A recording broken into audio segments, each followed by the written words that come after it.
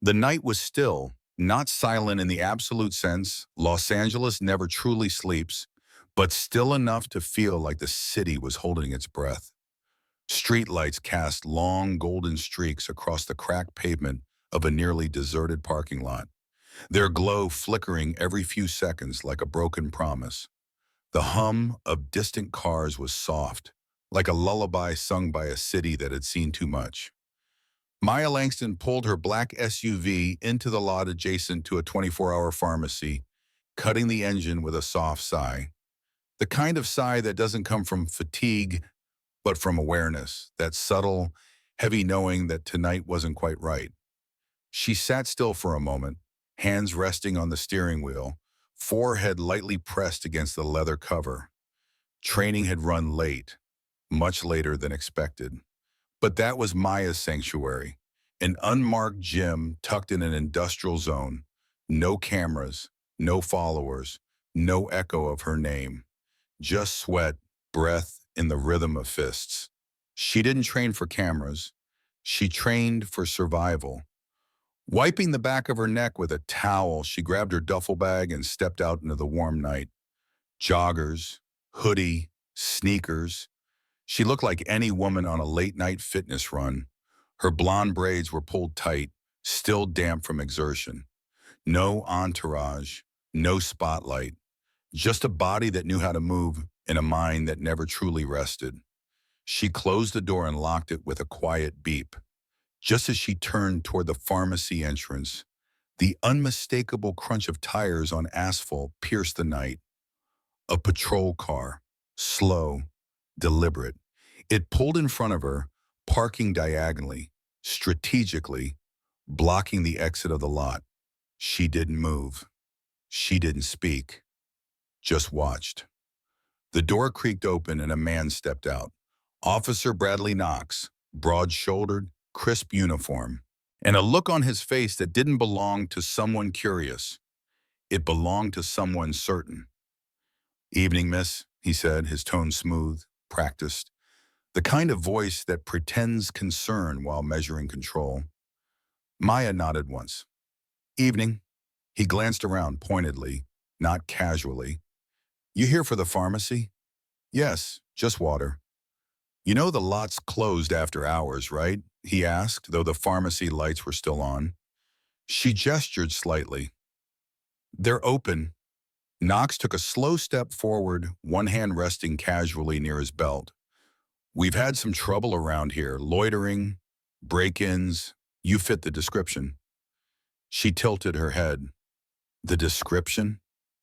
"Dark clothes, gym bag, wandering alone."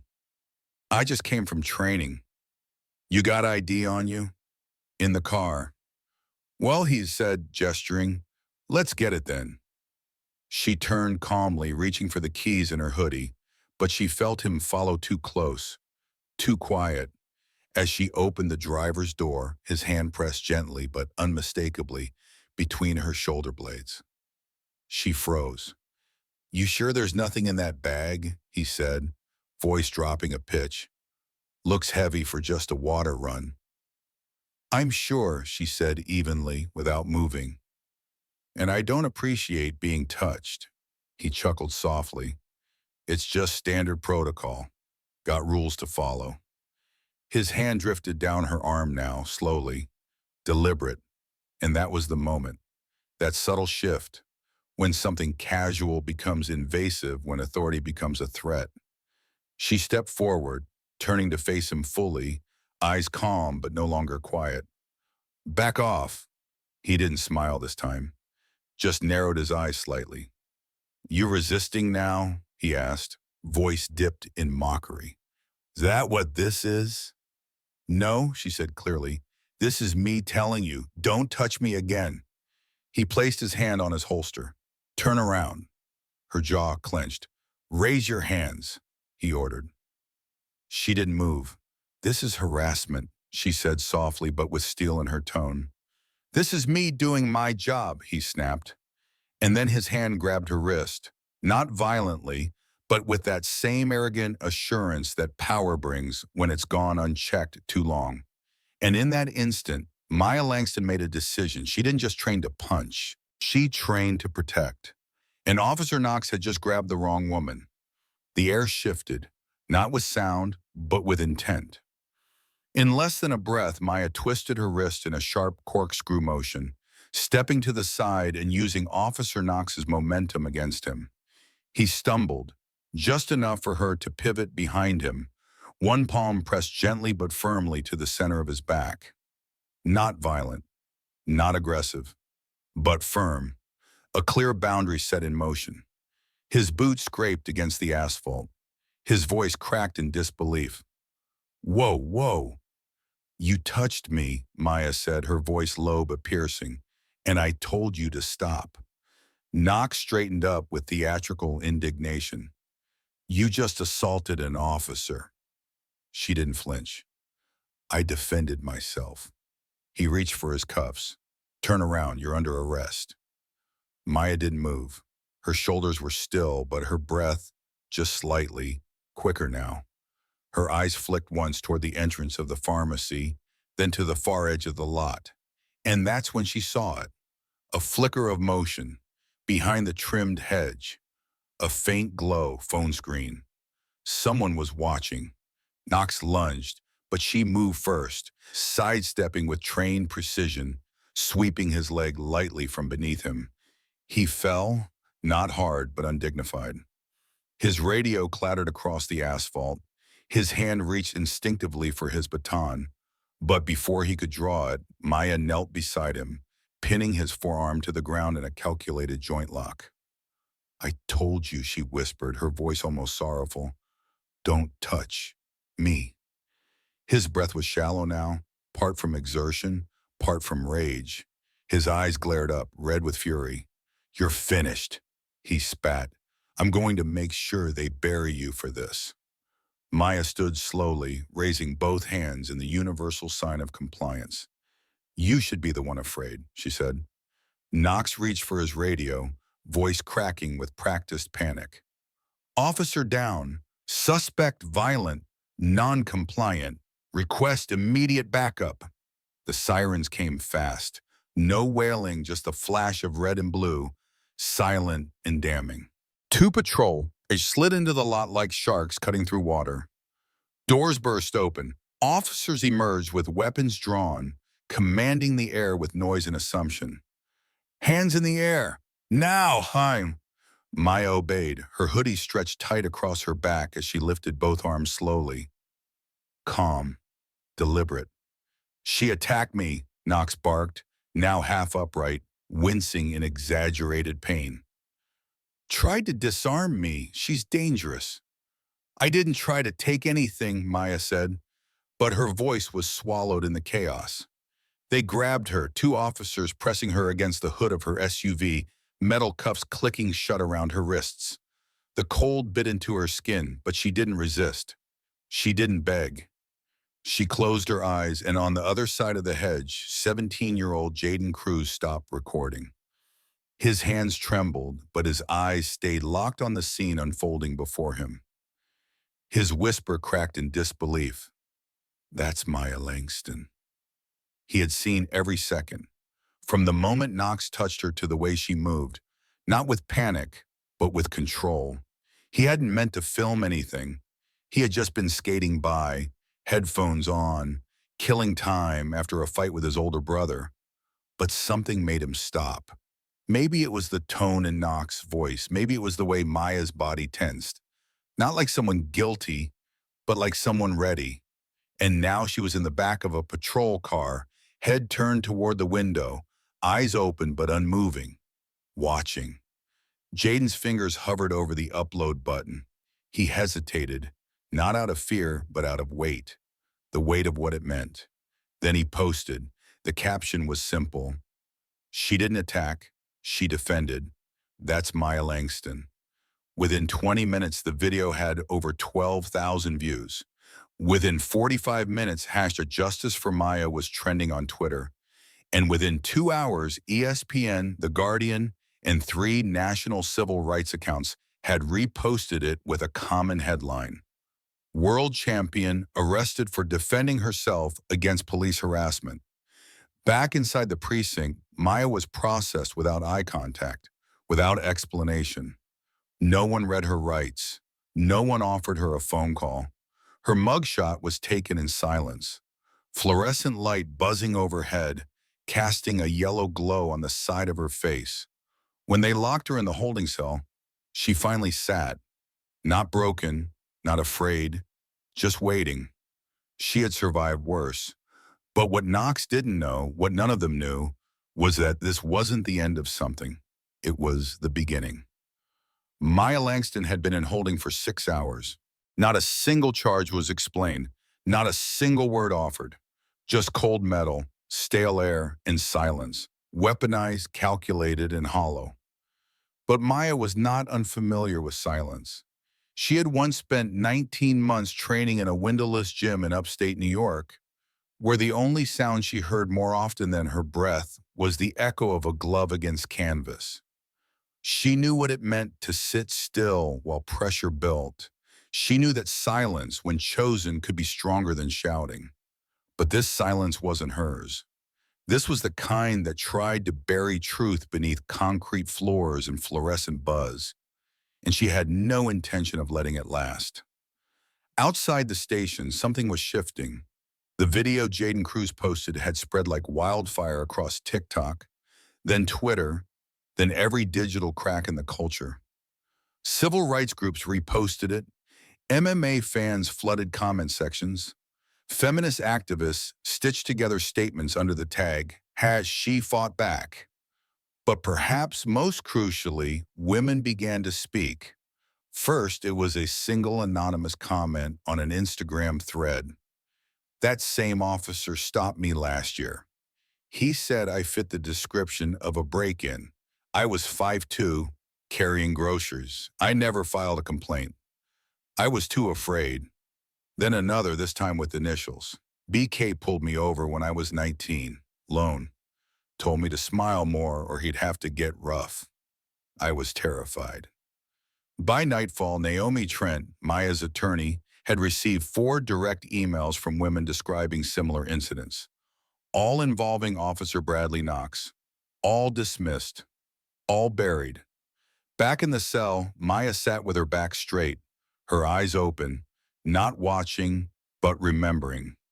Every move he made, every word he said, she mentally cataloged them like footwork drills. Precise, repeatable. When the door finally opened, she expected another blank stare or indifferent command, but instead, it was Naomi, flanked by 2 attorneys and a woman Maya didn't recognize.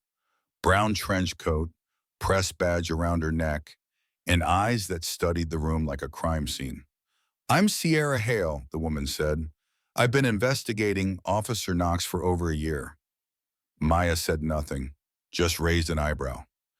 "I couldn't get anyone to talk," Sierra added. "Not until tonight." Naomi stepped forward. "You're being released, without formal charges, for now." Maya stood slowly. She didn't smile, didn't nod, just took a breath. As they walked through the corridor toward the front desk, they passed a lieutenant, red-faced, jaw clenched, unable to meet Maya's eyes. The signature he scribbled onto the release form looked more like a resignation than a formality. But outside was different. The noise was alive. Reporters swarmed like bees shaken from the hive. Questions flew like daggers. Cameras flashed. Protesters had begun gathering with hastily made signs. "Believe Maya. No badge above consent. Protect women, not egos." Maya paused for just 1 second beneath the precinct's towering emblem. Her voice was low but firm. "I didn't resist. I didn't attack. I defended myself from a man who used his badge to violate my body, and I'm not going to stop until people like him are held accountable." The clip aired live. Within the hour, it had been reposted by nearly every major network. And that night, in a modest apartment on the edge of Inglewood, Oregon, Jaden Cruz watched it unfold on the news. His hand shook again, but this time with something else. Conviction. He opened his phone and typed a message directly to Naomi Trent's office. I'm the one who filmed it. I want to help. I saw everything. That same night, Sierra Hale unlocked a thin manila folder in her desk drawer. Inside were 7 complaints, all against Officer Bradley Knox. Some had been retracted, some never processed. One was missing entirely from the public database. All bore chillingly similar language. Told me to turn around. Said he'd let me go if I smiled. His hand lingered, too long. I was scared to speak. He had a gun. I didn't think anyone would believe me. Sierra picked up her pen and scrawled 3 words across the top page. Pattern, buried, systemic. And somewhere in a quiet office inside the police department, another officer, older, grayer, but once a partner of Knox, stared at a flickering email chain on his screen. He didn't type, not yet, but he whispered into the dark, as if speaking to the ghosts of all the women who had been told to be quiet. It's happening. She didn't break. She made them look. The next morning, the city did not wake up gently. It jolted.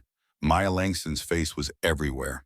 On television, on phones, projected onto protest banners, painted in grayscale on the wall outside a downtown women's shelter beneath the words, "She fought back, we're not afraid anymore." The video clip of her calm voice outside the station had become a battle cry. The movement had outgrown her name, but it hadn't forgotten it. And somewhere in that swelling roar of public anger, people inside the system began to flinch. Inside a private conference room at a law office on West 3rd Street, Maya sat at the head of the table. She didn't want to speak, not yet, but her presence filled the space like gravity. Naomi Trent, her lawyer, clicked through a growing file of evidence. Video stills, anonymous messages, complaint records, redacted reports. Across from her, journalist Sierra Hale laid out her collection. Documents that had never made it into the system, names scratched from logs, complaints marked inconclusive, despite being nearly identical. Maya leaned forward, her fingers lightly grazing a page titled, Knox Bradley, Internal Record Summary. Complaints, 9.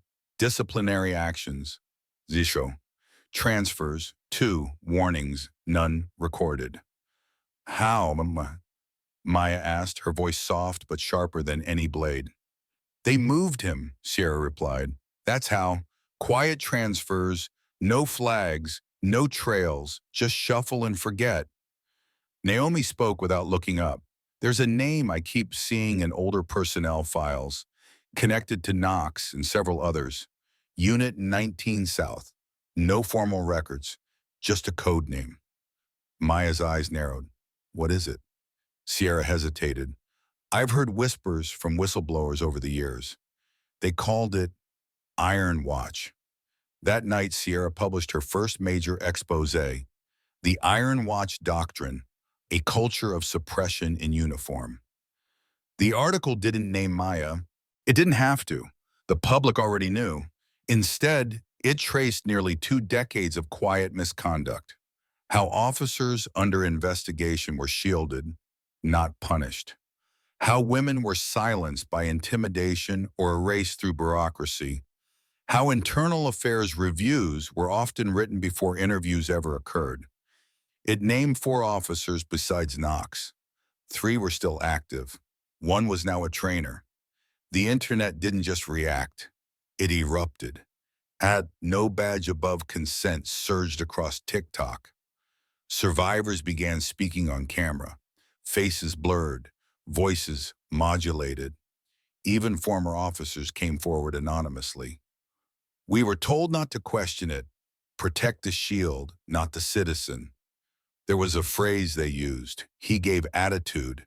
That's all the report needs to say. Maya watched it all unfold from a quiet apartment Naomi had arranged for her, away from the noise, the pressure, the flash of cameras. But her mind was not at rest. She stood at the window late that night, watching the glow of helicopters above downtown. Their lights blinked through the fog like searching eyes. And in her chest, something shifted. Not fear, not even anger. Readiness. The following morning, Maya Langston appeared at her first press conference. No podium, no applause, just a folding chair, a single microphone, and a crowd that fell silent the moment she stepped forward. She wore no makeup, her hoodie sleeves pushed halfway up her arm, no title, no practice speech, only truth. I didn't come here today to be a hero, she began. I came because I refused to be rewritten into someone else's report. I didn't resist. I didn't provoke. I was touched. I was threatened. I was forced to defend myself, and I was punished for surviving. But what's happening now isn't just about me. It's about a system that tells women to stay quiet and officers to stay untouchable. They thought arresting me would silence me. They were wrong. The crowd stood with her before she even finished. And from that moment, Maya Langston was no longer just a former champion. She was the woman who made the silence crack.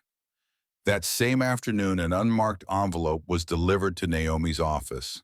No return address, just a flash drive inside labeled Doctrine, Internal Training 2017.